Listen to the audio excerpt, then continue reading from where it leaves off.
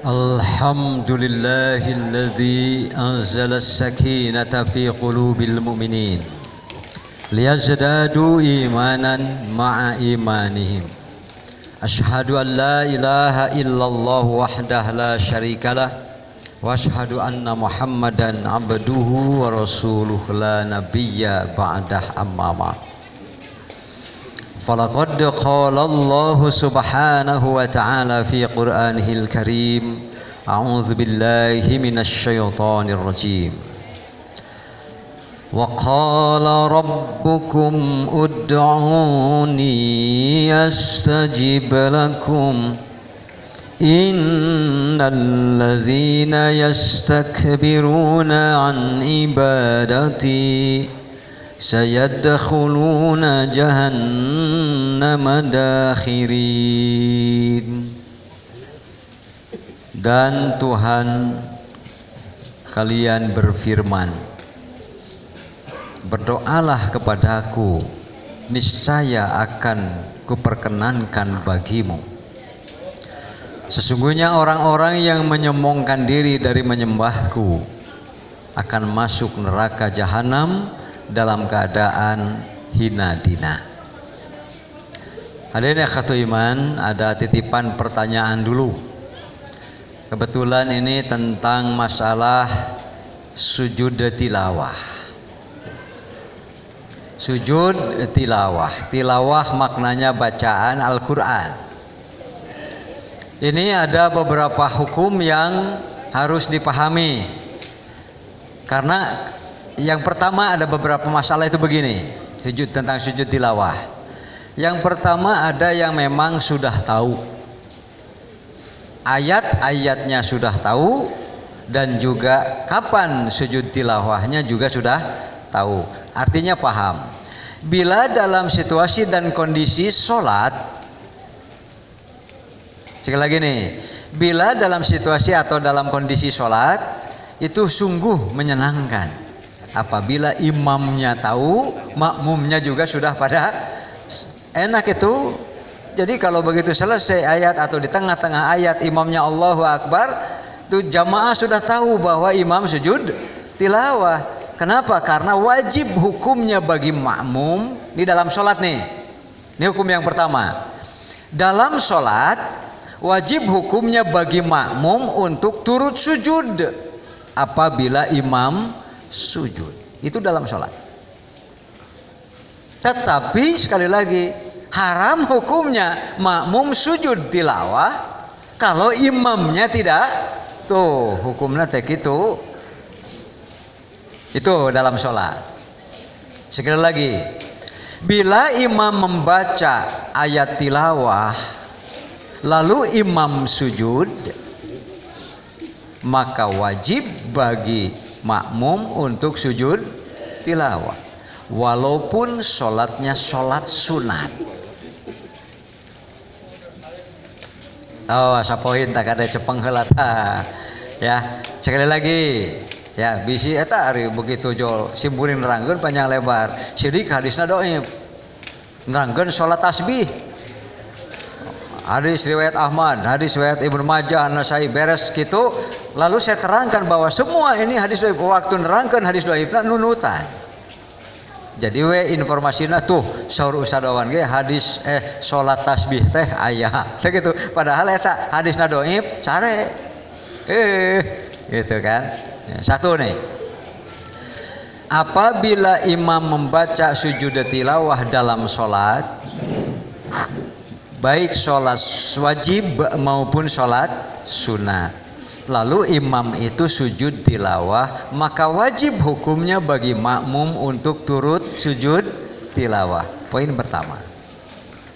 Poin kedua, baik sholat wajib ataupun sholat sunat, imam membaca sujud ayat-ayat tilawah, lalu imamnya tidak sujud taya, maka haram hukumnya makmum sujud.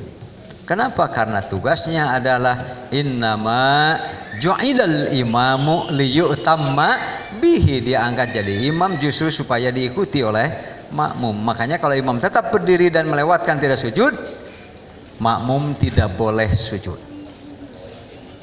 Sekarang di luar sholat, kan di dalam sholat selesai. Kenapa? Ya, ini dalam sholat dulu. Saya punya pengalaman yang unik luar biasa, yaitu waktu tahun 97 saya ke Mekah. Kemudian imamnya mengumumkan fi raq'atis tsaniyah, gitu kan? Sa'aslu ayat tilawah. Cek aja di pengumuman. Fa idza sajadtu fasjudu antum kullukum jami'an. Cek imam dah gitu. Saudara sholat. Aisyah murid dah alhamdulillah yang ngerti. Saya nanti pada rakaat kedua akan membaca ayat tilawah. Bila nanti saya sujud, fasjudu kullukum jami'a. Semua kalian ikut sujud. Oh, rek sujud tilawah ya. Salat subuh ya. Salat subuh di Masjidil Haram. Begitu baca ayat tilawah, Allahu Akbar. Sujud kan saya kan karena dengar pengumuman. Begitu sujud, waktu saya sujud, rupanya waktu cengkat ternyata orang berbagai macam. Ada yang berdiri luak liuk, larak sini, lirik sana gitu kan. Ada juga yang memang ruku, ada juga yang sujud. Jadi mungkin ada 3 versi itu begini. Orang yang paham dan mengerti, maka dia akan turun sujud Allahu Akbar di tengah-tengah bacaan ayat, lalu imam membaca takbir. Itu bukan takbir untuk ayat, mesti kan diurang. Diurang main maca Quran, Allahu Akbar tepugu-pugu. Allahu Akbar gitu. Enggak ada. Itu maksudnya sujud tilawah. Karena saya paham, saya sujud. Lalu ada orang yang tidak memperhatikan, saya tidak mengerti ya. Tidak yakin apakah dia tidak paham terhadap bahasa Arab dengan pengumumannya atau memang dia itu sedang tidak memperhatikan. Sehingga Allahu Akbar yang biasa saja. Kalau selesai baca ayat, baca surat kan, maka akan ruku, bukan sujud. Ruku mana nama terbagi 2 orang. Aya nu sujud, aya nu ruku. Nu ruku ningali kana sujud. Nu sujud beda rasa, ngareres heuting. Begitu. Lalu yang sekelompok lagi, ini ruku, ini sujud, saya bagaimana? Kiawet. Kenapa? Ya takut salah akhirnya kan. Untuk ruku kan biasanya ruku, tapi kenapa sekarang ada orang sujud? Selesai sholat pada subuh gitu dan apa? Ada orang tua, menurut saya mungkin paling muda 75 tahun lah. Assalamualaikum. Nah, assalamualaikum udah saya. Waalaikumsalam. Nah, mohon cenah katanya bapak mau bertanya. Ada apa pak? Silahkan. Itu tadi itu apa? Kok ada yang sujud, ada yang ruku, ada yang berdiri, kan bingung tak ya. Saya sendiri pak sujud pak, gitu. Itu apa itu? Lalu saya terangkan tadi ada pengumuman. Gitu, wahai jamaah. Nanti pada rakaat kedua saya akan membaca ayat tilawah Fatihah, lalu baca surat yang padanya ada ayat sajadah, ayat tilawah, ayat sajadah. Kemudian nanti kalau saya sujud juga kalian semuanya. Kalian ngerti mapan? Oh siap, gitu kan? Siap. Nu teu ngarti, nah imam teh komat naon ieu teh gitu. Jadi imam dijaga komat, jadikan pengumuman gitu. Yang lebih tidak mengerti lagi dia yang bingung. Kenapa? Memang nanti yang sujud ada yang cuma ikut-ikutan. Yang ruku ada yang mengerti, ada yang cuma ikut-ikutan. Yang berdiri pun pasti dia karena tidak mengerti. Tidak mungkin dia mengatakan, mung si imam eta mah mana sujud nangtung gitu kan. Tidak mungkin. Maka si bapak mengatakan, setelah saya jelaskan, ini sujud tilawah Pak, ayatnya ada kurang lebih 19, walaupun ada 2 versi ya. Ada yang 19 ayat dalam Al-Quran, ada yang 20 ayat, bahkan ada yang sampai 21 ayat. Nanti itu kalau dibahas mana yang disebutnya tarjih, mana rojih, mana yang paling kuat di antara pendapat. Kemudian saya sujud Pak, kata si bapak, malang nian nasib bapak ini, kata. Sudah setua ini baru mengalami sekarang. Jadi nggak pernah belajar tentang sujud tilawah. Itu maksudnya. Nah sekali lagi, jadi jika di dalam sholat ada 2 kesimpulan hukum. Pertama, bila imam sujud maka makmum wajib turut sujud, baik dalam sholat wajib maupun sholat sunat.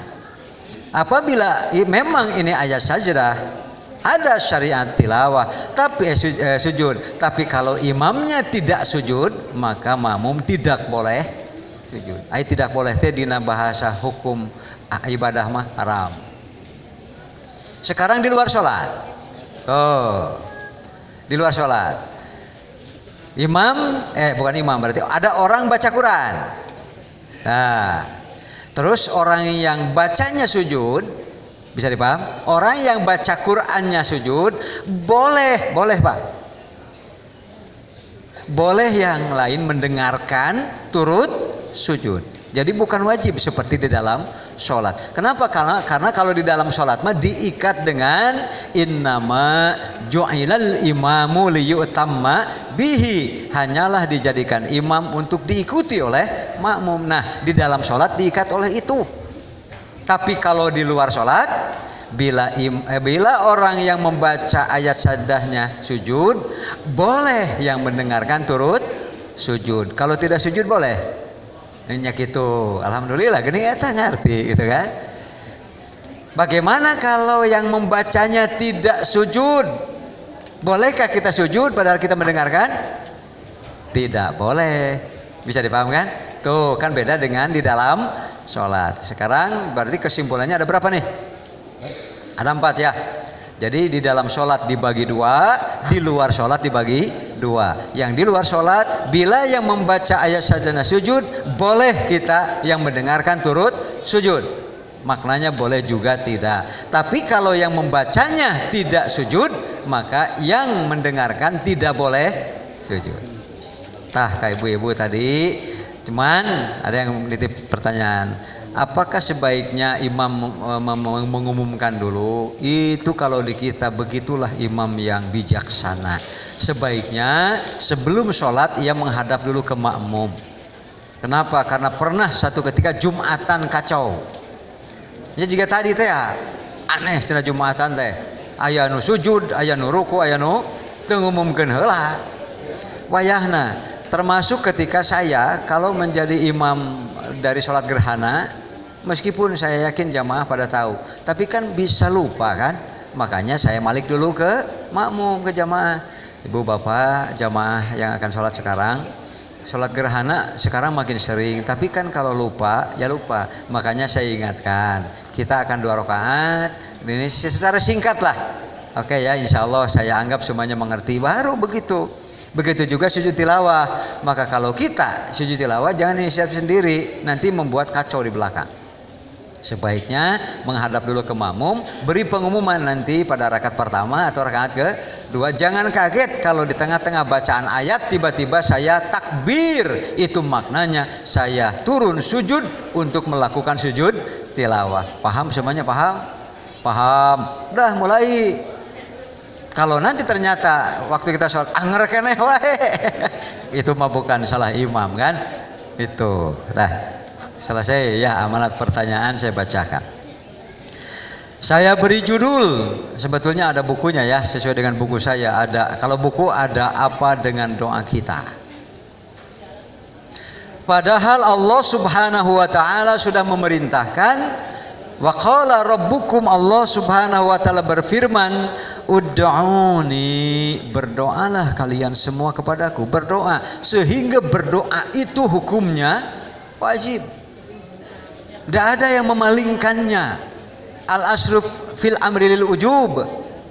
Al-asruf fil amri lil wujub. Asal pada setiap perintah itu hukumnya wajib. Dan Allah dengan fil amr, ud'uni. Ud'uni, kalau ud'u kepada satu orang kan, ud'u 2 orang, ud'u berarti kalian semua, jama'. Ini namanya jama' mukhatab. Semua kalian wajib hukumnya berdoa kepadaku. Maka ada setelah fi'il amr, ya kan, ada fi'il mudhari. Pasti itu namanya dalam bahasa kita jazm, karena hukumnya dia menjadi jawab syarat. Dan jawab syarat hukumnya harus diterjemahkan niscaya atau pasti. Nah, ini yang disebut dengan syarat dan jawab syarat ya.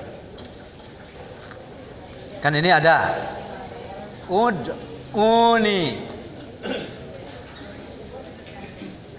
Antum kan ini Kalian semua ud'uni fil amr, lalu tajib.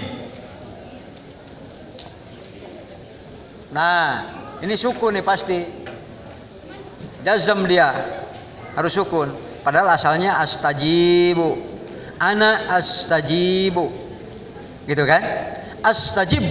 Gitu kan? Ud'uni astajib. Ini ya-nya hilang kan di sini kan? Ini ya hilang nih. Ya, kemudian di ujungnya jadi sukun karena dia jazm. Ini namanya, ini syarat, ini jawab syarat. Kalau jawab syarat, makanya pasti apabila ini dilakukan. Baru ada astajib lakum apabila ada ud'uni. Bisa dipaham nih? Baru ada astajib niscaya dan pasti aku ijabah. Tapi kan ada syaratnya.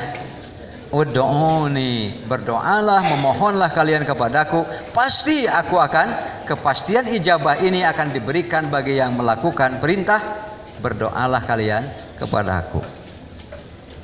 Makanya para sahabat ada yang bertanya, saya tidak tahu di sini belum ya. Lalu para sahabat, kalau begitu bagaimana kalau saya sering katanya mohonnya, jadikan banyak nanti permohonan saya. Allahu aksar, jangan khawatir, Allah itu maha banyak. Seberapapun yang kamu minta, maka tidak ada alasan bagi Allah Subhanahu wa taala untuk tidak mengijabahnya. Ini kepastian, Pak. Sehingga berdoa itu hukumnya Allah sangat benci, Allah sangat tidak suka kepada orang-orang yang malas-malas dalam berdoa. Gitu kan? Nah, itu garis besarnya seperti itu dulu. Lalu sakitu geus diparentah. Allah sudah memerintah, hukumnya wajib, dan Allah sehingga Allah mewajibkan dirinya seolah-olah untuk menjawab dan mengijabah setiap permohonan. Tapi ketika muncul kenapa ya saya sudah berdoa padahal gitu kan. Nah, kalau ternyata kita sudah berdoa tapi rasanya belum diijabah sesuai dengan yang kita pikirkan, maka berilah judul, ada apa dengan doa saya? What's wrong with doa saya, gitu kan? Gitu, doa saya ada apa? Kenapa? Allah sudah memerintah, itu saya laksanakan, tapi kok kenapa belum suka muncul pertanyaan seperti itu, gitu. Jadi istilahnya, kemudian innalladzina yastakbiruna an ibadati, sesungguhnya orang-orang yang menyombongkan diri, membesar-besarkan diri sehingga ia enggan dan menolak beribadah kepadaku, sayadkhuluna jahannama dakhirin, pasti mereka akan masuk ke neraka dengan hina sekali. Mengapa di sini perintah berdoa tapi nyambungnya kepada siapa orang yang menolak menyombongkan diri beribadah? Kenapa nyambungnya kepada jadi ibadah? Nah, kan ini itu perintah untuk melakukan doa. Sedangkan doa adalah identik, Pak. Identik. Tidak ada orang yang rajin ibadah malas berdoa, nggak ada. Tidak ada orang yang ini tidak benar, orang doa terus ibadah tara, tidak bisa. Kenapa? Karena doa dan ibadah adalah seiring sejalan. Harus disesuaikan sehingga getol ngadoa, getol ibadah, itulah hamba yang paling dicintai Allah Subhanahu wa taala. Mustahil doa-doa ini, orang seperti ini tidak diijabah oleh Allah Subhanahu wa taala. Silahkan minta. Ada cumannya itu. Di dalam buku saya itu nanti kita bagi 3. Ada pekerjaan, niat-niat yang menjadi pendorong diijabahnya doa. Pendorong, pengundang, ya kan? Ada amal-amal yang menjadi pendorong atau pengundang diijabahnya doa. Jadi amal ini harus rajin-rajin dilakukan. Kenapa? Karena ia termasuk bagian yang mengundang ijabah Allah Subhanahu wa taala. Ada juga pekerjaan-pekerjaan justru yang menghalangi dia sendiri. Katanya berdoa tapi perilakunya sebenarnya tidak mengharapkan ijabah.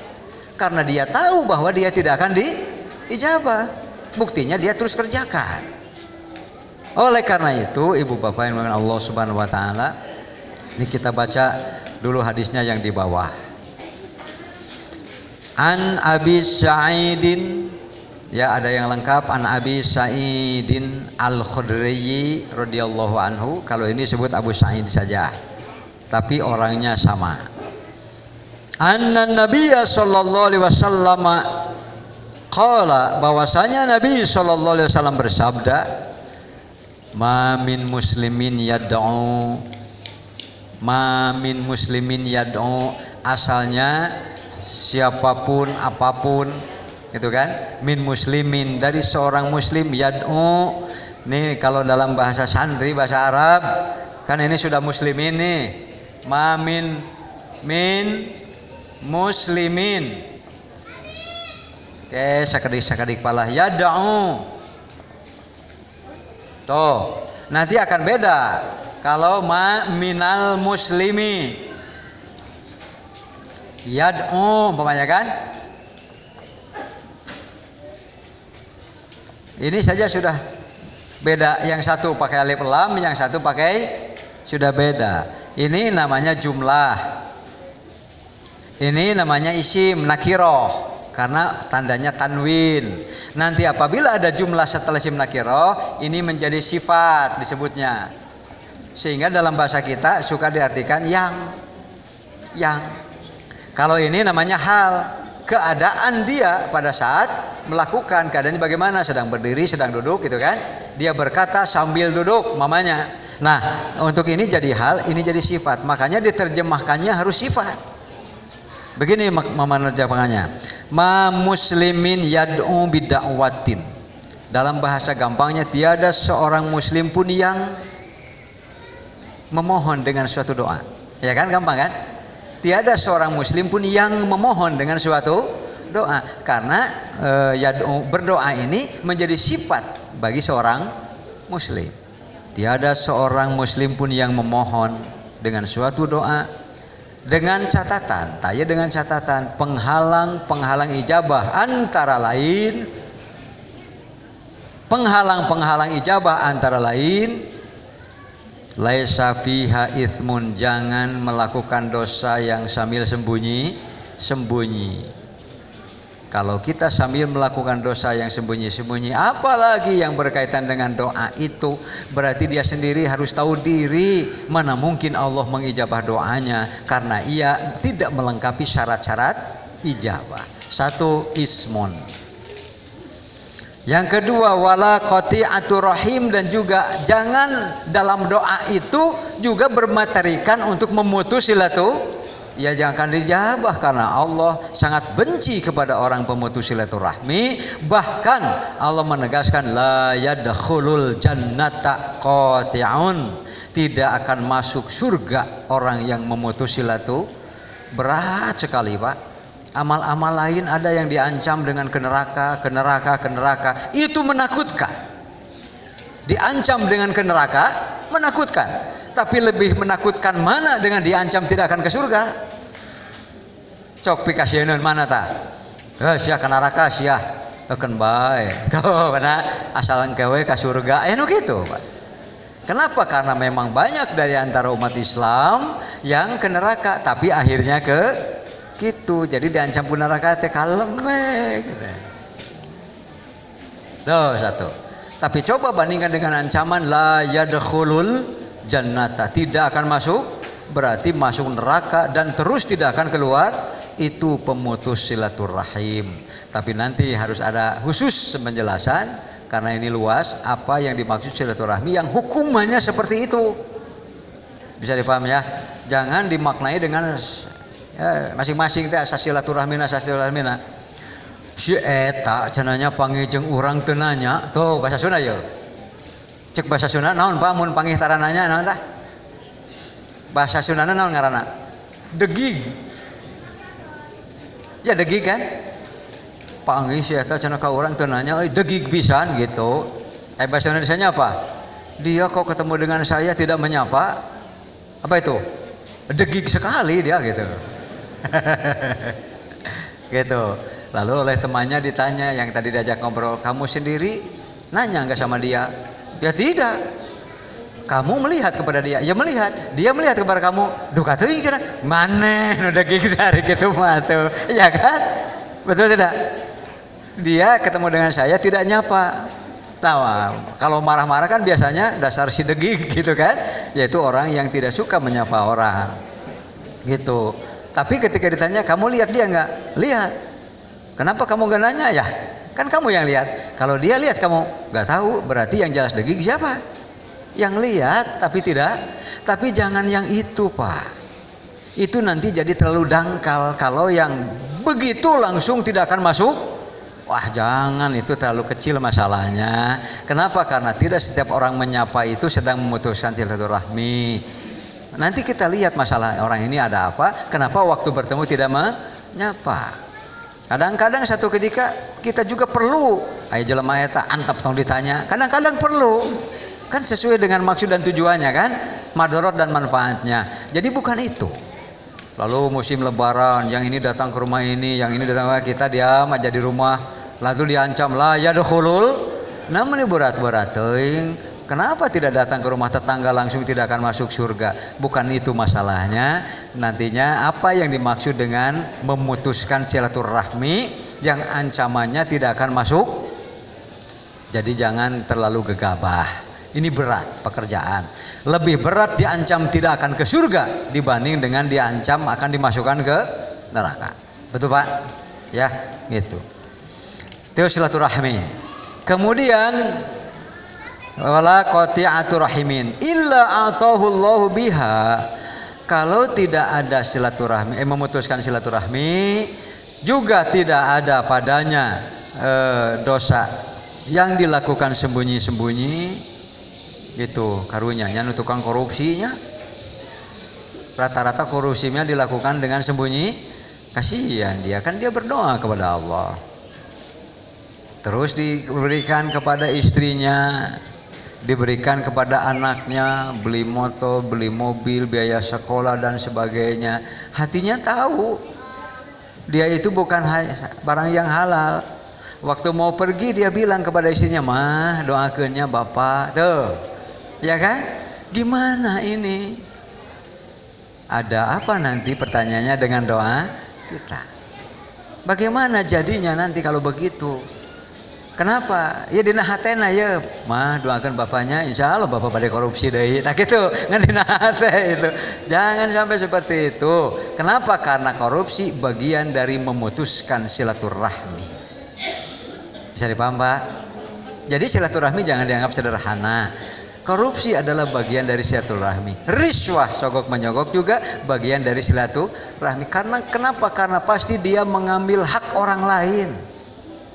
Siapa yang ridho haknya diambil secara diam-diam? Bisa dipahamkan?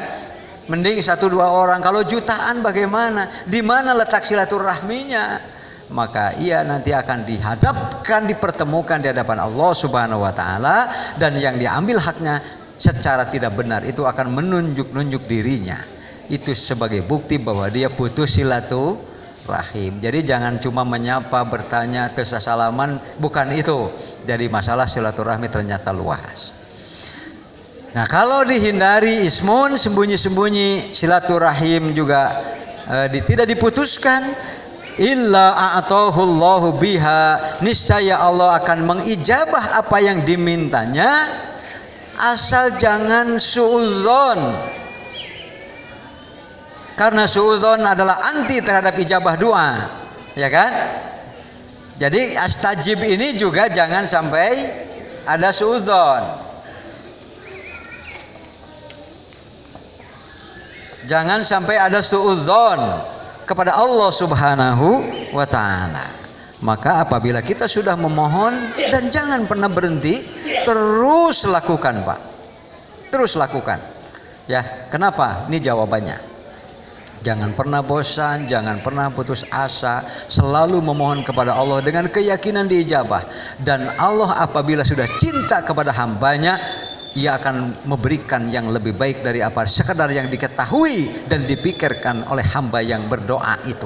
Karena Allah adalah Khaliq, penciptanya, Rabbul Alamin, pengurus dan pengaturnya. Bila ia ikhlas dan serius serta terus menerus, Allah tahu yang terbaik untuk hamba ini. Nanti kalau tidak begitu rusak. Dengan apa? Dengan suudzon. Astajib lakum taya. Kemudian apa itu saja? Apa saja? Illa a'tahu Allahu biha ihda thalas, kecuali Allah niscaya akan mengijabah, memenuhi permohonannya dengan salah satu dari tiga, tapi jangan tiga-tiganya, kan? Jangan minta cara ijabah tiga, satu saja di antara cara ijabah Allah Subhanahu wa taala. Mengapa? Percayalah, apabila kita ikhlas dengan sungguh-sungguh menjaga hal-hal yang sifatnya merusak ijabah doa, Allah lebih tahu apa yang terbaik untuk kita. Perlunya kita adalah terus berdoa, terus tawakal, berusaha dengan diiringi husnudzon, tidak suudzon. Pertama, antu ajjala lahu da'watahu.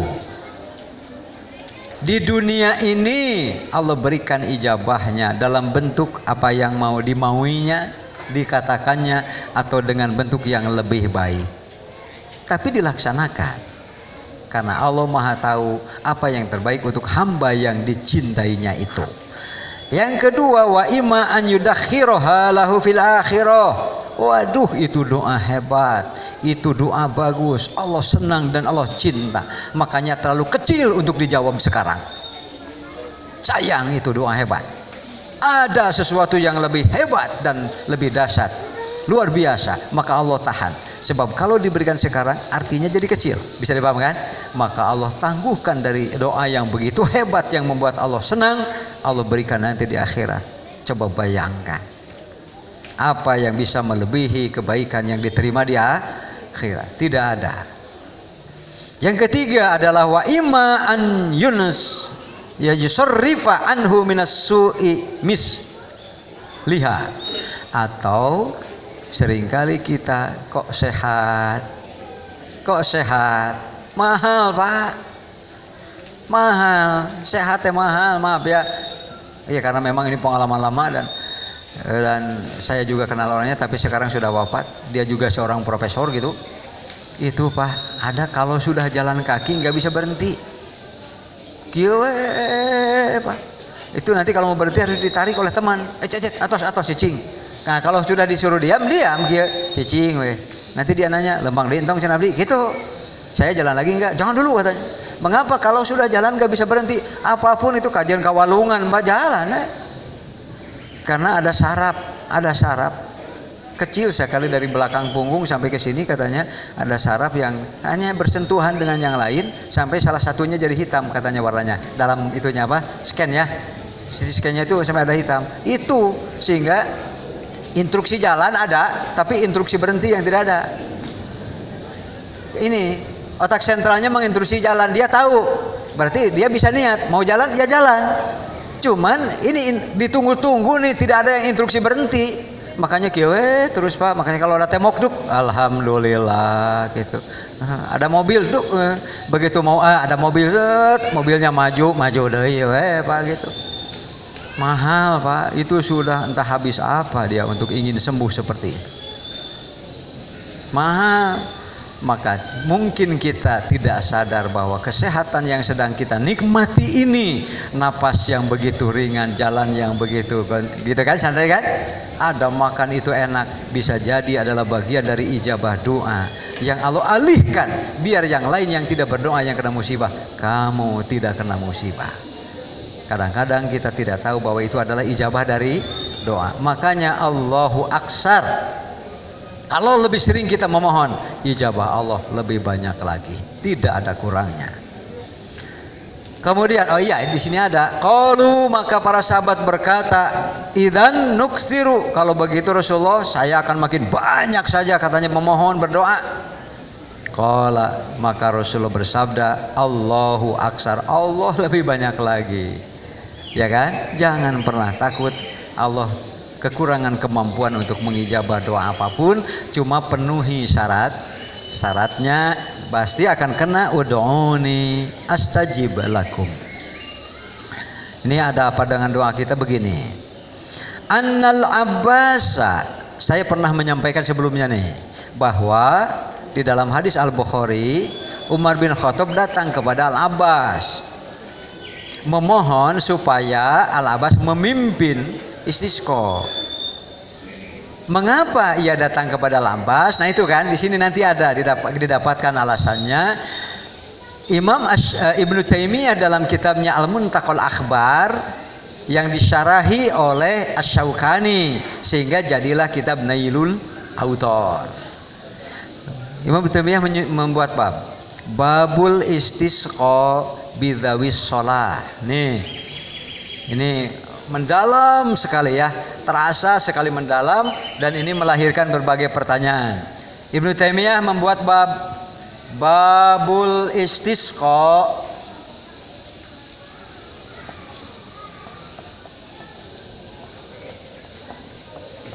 bi dzawi gitu kan, shalah.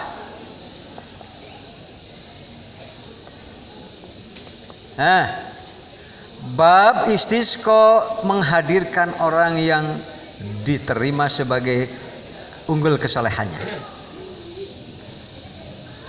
Beristisqa melibatkan, mengandalkan orang yang dianggap unggul kesalehannya. Itu bab yang dibuat oleh Ibnu Taimiyah. Ternyata hadis-hadisnya waktu Nabi masih ada, nih. Nabi sedang Jumatan, salah satu contoh. Nabi sedang Jumatan. Lalu datang orang lari-lari sambil berteriak, "Ya Rasulullah, halakatil amwal wan qata'atis subul." Harta-harta sudah rusak, binatang-binatang ternak sudah mati, ya kan? Kenapa? Karena rumput-rumput tidak ada. Bahkan wan qata'atis subul itu jalan-jalan sudah sulit dilalui. Sudah banyak yang meninggal. Anak-anak yang sakit dan sebagainya. Langsung memohon, "Ya Rasulullah, ud'u rabbaka an yugisana." Mohon Tuhan, berdoa kepada Tuhanmu dan Tuhan kami agar engkau istisqa. Maka saat itu juga Rasulullah mengangkat tangannya tinggi-tinggi sampai punggung ininya ke langit. Inilah cara mengangkat tangan doa istisqa. Punggung tangan ke langit, perutnya ke bumi. Jadi apa? Berbeda dengan nanti kalau di Safa Marwah atau setelah wudu kan dikatakan hatta yuro bayadho ibtoihi, sampai kelihatan putihnya kedua ketiak beliau tinggi, berarti cukup segini. Tapi jangan sampai menyamai tingginya waktu kita mengatakan istisqa. Jadi perutnya ke langit, perutnya ke bumi, punggung tangannya ke gitu. Allahumma, ada beberapa lafal, ada Allahumma askina atau Allahumma agithna, Allahumma agithna. 3 kali Rasulullah begitu.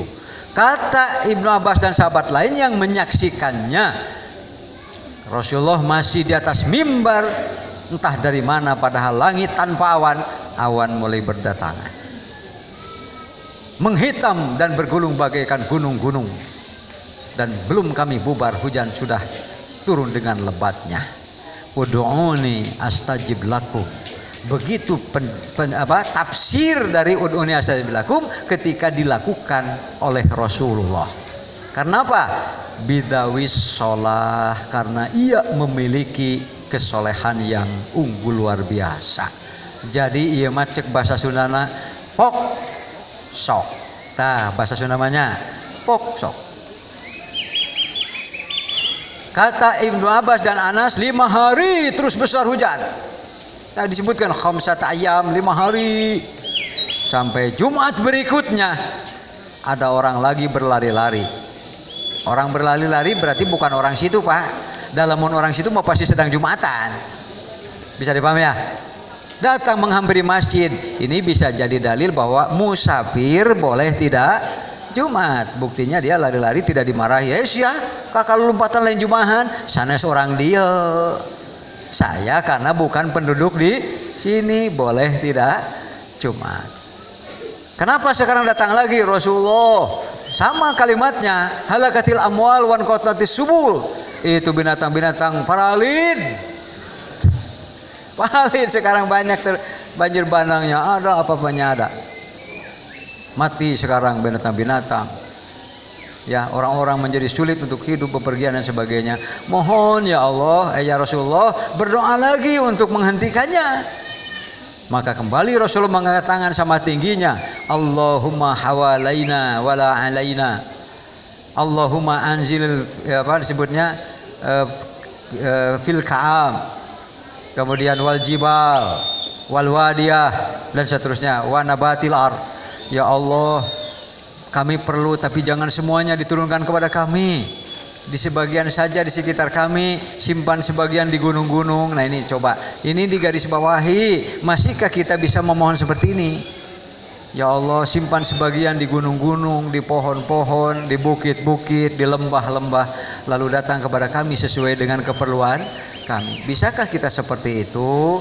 Apakah kondisi gunungnya, pohonnya masih bisa dititipi air sebanyak itu? That's the problem and that's the point, istilahnya kan. Memang itulah masalah kita. Itu makanya ada apa dengan doa kita. Sudah Rasulullah wafat. Kemudian sampailah pada masa Umar bin Khattab. Terjadilah yang disebut dengan Amur Ramadah. Amur Ramadah. Ada istilah dikenal para ulama.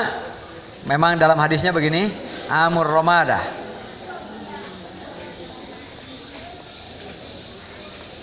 Nah, 9 bulan. Ini 9 bulan nih. Kekeringannya 9 bulan. Oh, kekeringan 9 bulan teh tuh Pak. Taruhnya meureun anu pelak pare manganing aya nu 3 kali pan satahun aya mah dibere kekeringan 9 bulan kumaha carana gitu kan. 9 bulan. Umar bin Khattab datang kepada Al-Abbas. Kenapa Umar bin Khattab datang kepada Al-Abbas? Nah gitu ya. Annal Abbas, Al-Abbas sendiri lammas tasaqqa bihi Umaru, ketika ia diminta didaulat untuk memimpin istisqa oleh Umar bin Khattab. Orang-orang datang mengadu kepada khalifah, tapi khalifah sendiri justru mengajak dan mendaulat mengandalkan Al-Abbas, gitu kan? Qala, begini kata-kata Al-Abbas ya dalam khutbah istisqa. Allahumma, ya Allah Tuhan kami, lam yanzil balaun, tidak turun kepada kami suatu bencana pun, illa bidzanbin, kecuali pasti karena diundang oleh dosa. Jadi bencana pasti karena dosa. Karena apa-apa sebetulnya tidak akan jadi bencana. Kenapa? Karena seperti mata uang, sebelah sininya rahmat, sebelah sininya azab. Selalu begitu. Antara rahmat dan bencana pun peristiwanya bisa sama. Gitu. Bagi sekelompok orang ia jadi rahmat, tapi bagi sekelompok orang menjadi bencana. Bagi siapa dia jadi bencana yang betul-betul menjadi bencana? La lam yanzil balaun illa bidzanbin, tidak akan turun suatu bencana kecuali disebabkan dosa. Walam yuksyaf, dan juga tidak akan dihindarkan. Cek bahasa Sunda mah moal bisa disinglarkeun. Tidak akan bisa disisihkan, dihindarkan, illa bitaubah, kecuali dengan tobat-tobat yang sungguh kepada Allah Subhanahu wa taala. Wa qad tawajjaha biyal qaumu ilaik, sekarang kaum ini mengandalkan saya untuk menghadap kepadamu. Ya, dengan istisqa. Limakani, sebabnya tidak ada lain menurut Al-Abbas, karena kedudukanku min nabiyyika, dari nabimu. Ya kan? Karena kedudukan Al-Abbas dari Nabi Muhammad SAW. Ya sebagai apa? Sebagai uwa. Padahal hadirin ikhwatul iman, Al-Abbas ini luar biasa.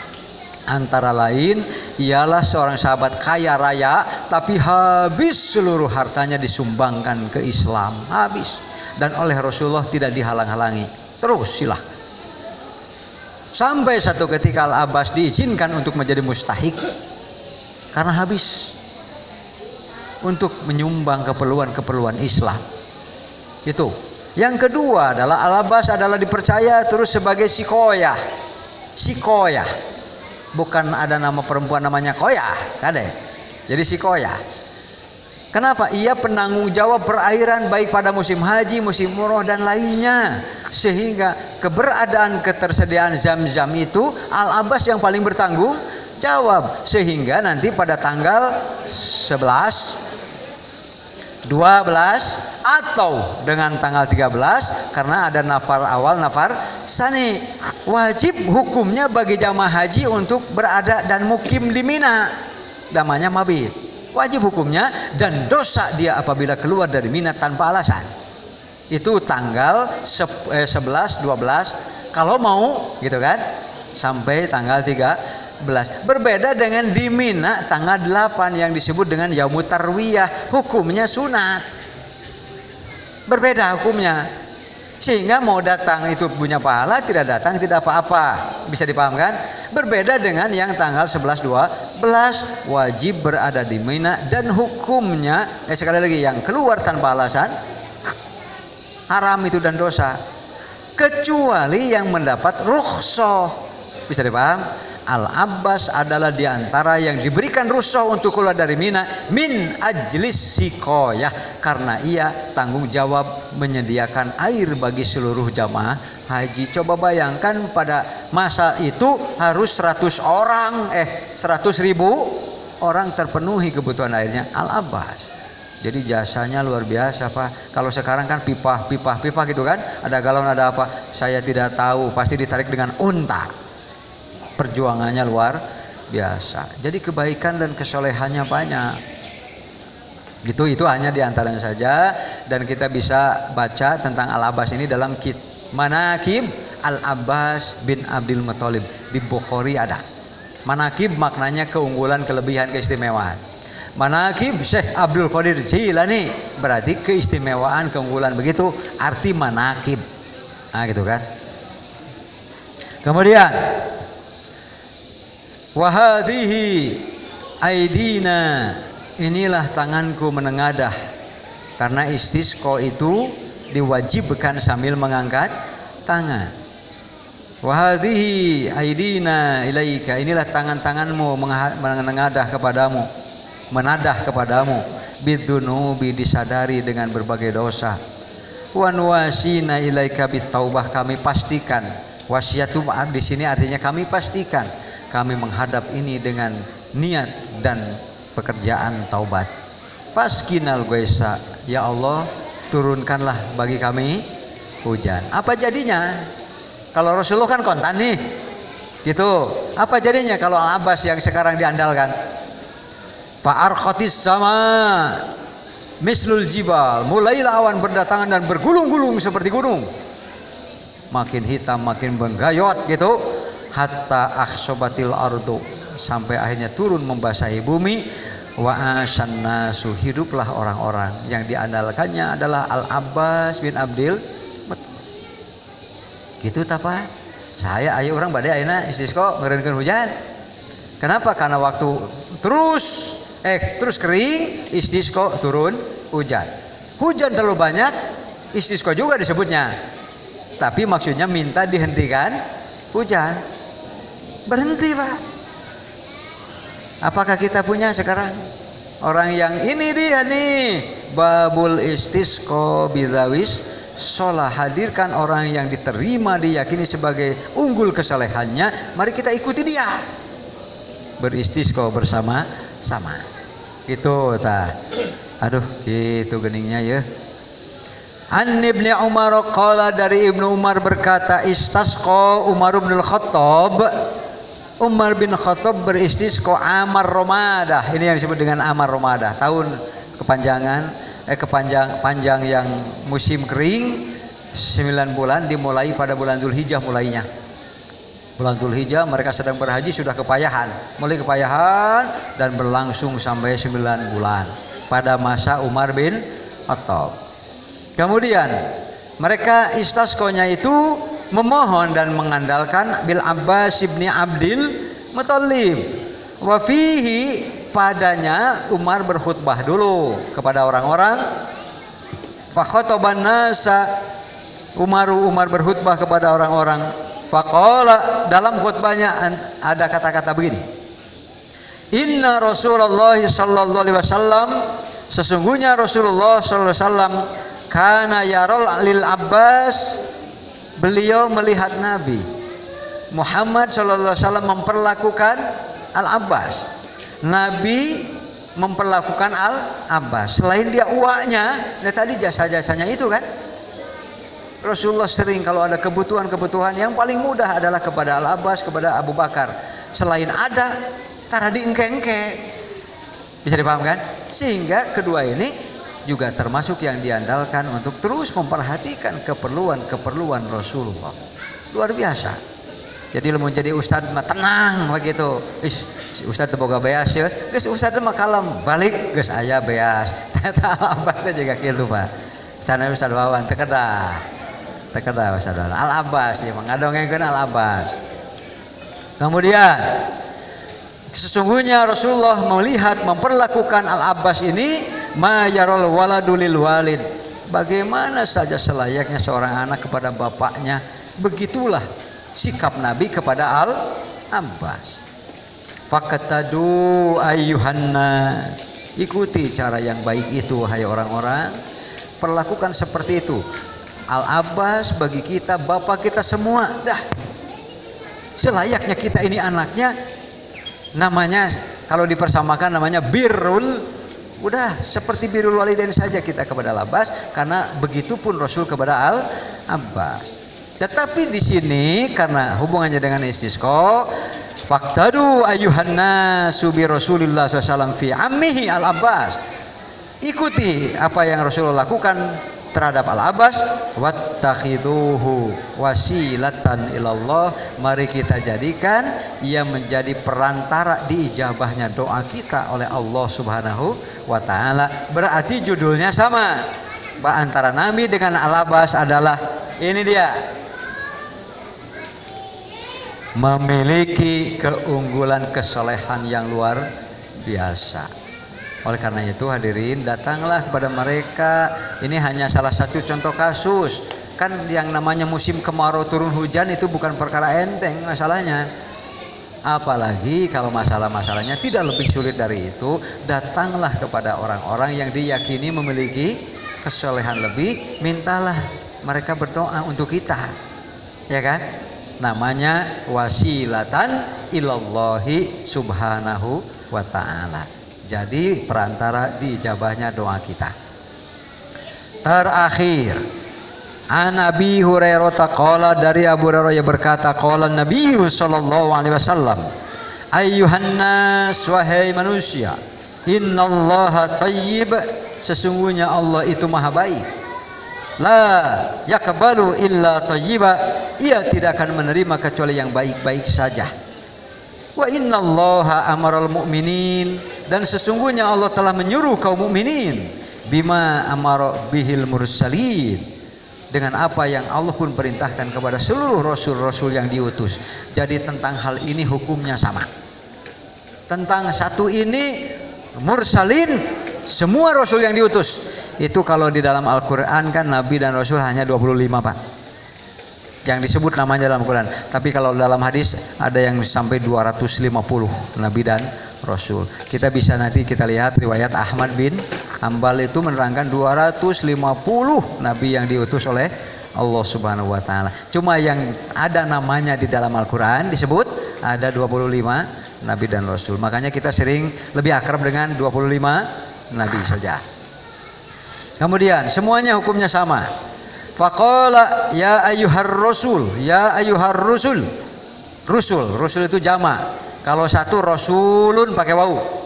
Rasulun, kalau banyak buang wawunya, dibacanya jadi rusul, para rasul. Kulu minat thayyibat, makanlah dari yang baik-baik, wa amalu sholihan, dan amalkanlah amal-amal yang soleh. Ini sama dari semua para rasul dengan umatnya. Tsumma qala, kemudian ia berfirman, ya ayyuhalladzina amanu, wahai orang-orang yang beriman, kulu min thayyibati ma razaqnakum, makanlah dari yang baik-baik saja dari apa yang kami rezekikan kepada kalian.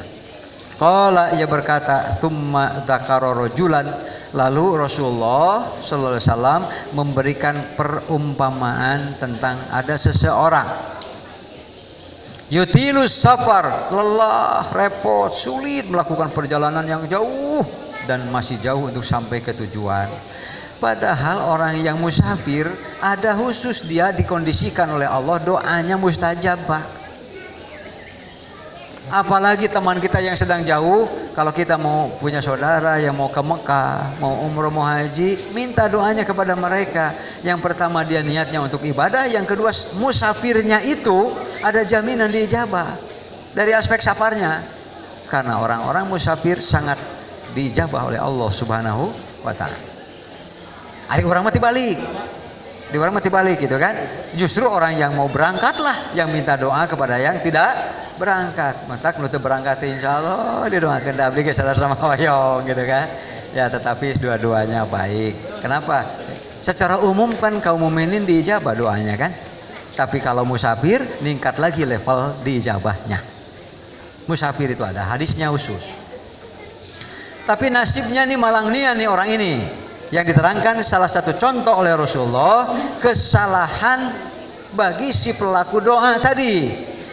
Yutilus safaro as'asa lelah, sulit, berat, akbaro sudah berdebu, kucal, kumal. Bisa dibayangkan perjalanan yang begitu panjang, dia sendiri sudah sangat kelelahan, gitu kan? Lalu ia menadahkan kedua tangannya, ya muddu yadahu ilas sama. Kalau nanti kaitannya dengan ketidakadaan air, ya ini kan istisqa ya kan, maka ia angkat tangan tinggi-tinggi ke langit, yaqulu sambil mengatakan ya Rabbi ya Rabbi ya Allah walaupun beribu-ribu kali. Wa ta'amuhu haramun wa malbasuhu haramun wa ghudhiya biharam, makanannya haram, pakaiannya haram, minumannya haram, gizi-gizinya haram. Kesimpulannya anna yastajibu lahu, kata Allah, bagaimana Allah bisa mengijabah doa orang seperti itu? Karena ia tidak pandai berdoa.